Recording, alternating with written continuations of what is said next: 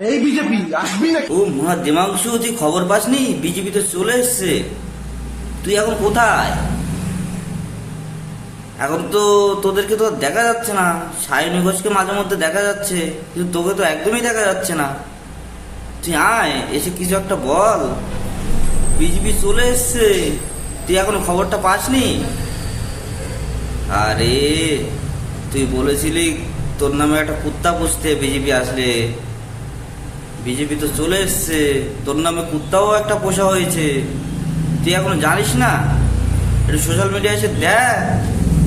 আমরা শুভেন্দু বাবুকে বলছি আপনি ক্যাম্প করে চন্দ্রকোনায় 7 দিন থাকুন রোডের ওপর। আপনি তারপরেও যদি শালবনী বিধানসভায় তৃণমূল কংগ্রেসকে হারাতে পারেন, আমার নামে আমি কুকুর পুষবো, গ্যারেন্টি দিলাম। জান, গ্যারেন্টি দিলাম। দেবাংশু দা, ভালো তো সবকিছু।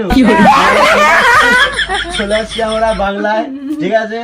তোমার দেখাশোনা করবো আমরা, বিস্কুট খাওয়াবো তোমাকে, ঠিক আছে? হ্যাঁ, ভালো থাকবে।